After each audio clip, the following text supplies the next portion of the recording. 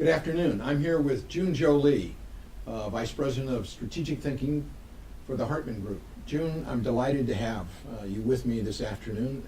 Every time I'm with you, I'm learning something new.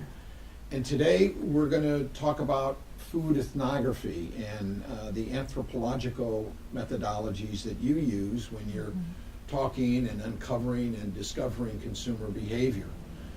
First of all, tell me, what is a food ethnographer all about?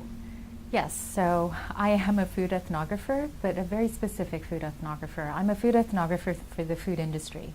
And so I go into people's homes and talk to them and observe their behavior, see how they eat, see how they cook, peek into their pantries and their refrigerators, go shopping with them, look in their purses to see what kind of foods and things they have in there. And then I take all that back to the office, and that's where the ethnography really begins. Because ethnography is not the interviewing, it's actually the writing of the culture. And so ethnography is really about, what we do is we think and write about how Americans eat today. That's interesting because when we started doing ethnography work, but maybe 12, 15 years ago, it was new to the industry and we were bringing something new and different. Today, we hear all the time about other researchers going out and doing ethnography work. There's a significant difference between what we do in many cases and what others do.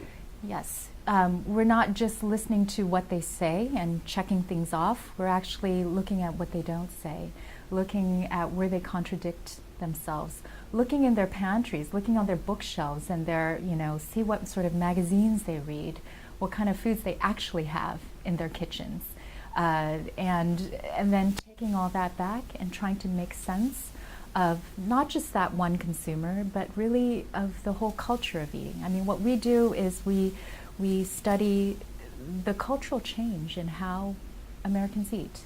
And what we've always said is that what consumers tell you they do and what they actually do in many cases is not the same. And part of your work is really to discover and uncover what the actual behavior is. Yeah, and oftentimes, Harvey, consumers, it's not like they're intentionally trying to keep that away from us. It's just that we are studying emerging behavior a lot of times. So even they are unaware of what they do and how they talk about it. So, the really big insights come from actually studying and capturing those latent behaviors that we're just beginning to form even stories around, narratives about. And many times they don't even remember actually what they do. And so we're able to really reassemble that in a way that makes cultural sense of what their activity is all about.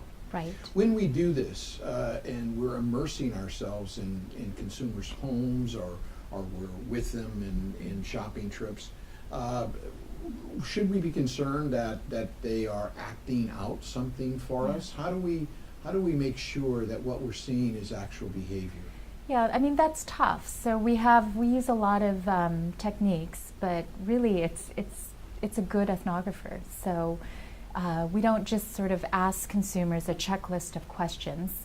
We really have them start storytelling. So when they're storytelling and they're talking from an emotional point, from like remembering, they start to shift and they forget that we're even there, and they really start talking about their lives. And in that context, then we start asking them, well, how does this food fit into your life? How does this product fit into your life?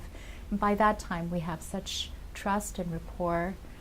It really is a dialogue that we're having about food. And we're having it not just with them on an individual basis, but we're also trying to understand what we term the cultural apparatus, those enablers, that framework of influencers, including, I guess, their family and their friends and other things like reading material and TV shows that influence them. Is that correct as well? Yeah, definitely. And the big one that I know you didn't mention, because you want me to mention, is social media and the internet.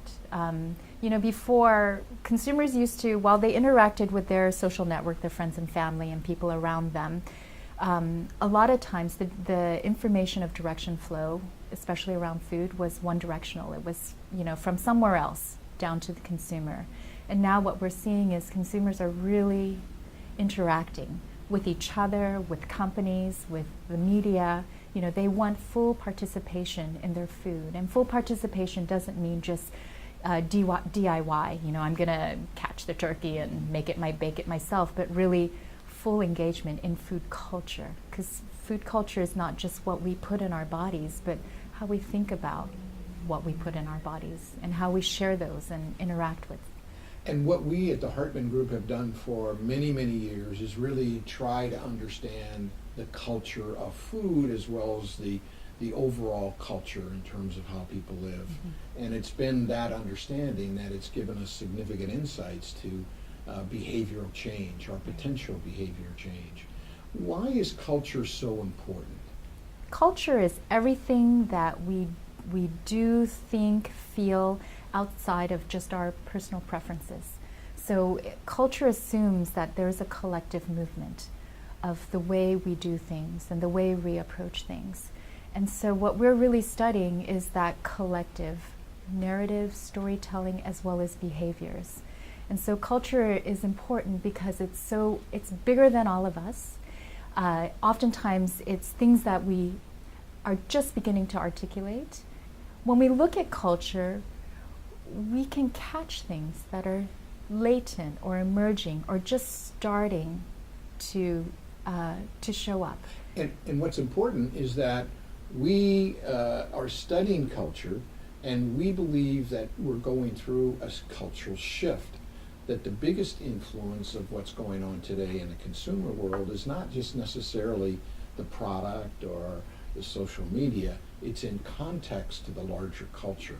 And the more that we understand that culture, the better we are able to understand the individual component as well. Right, and there's a big difference between culture, trends, and fads. And so I just wanted to say that culture, while we are undergoing a big cultural shift right now for a variety of reasons, culture changes rather slowly, right? It's not here, red lipstick today and pink tomorrow. It takes years to shift a culture.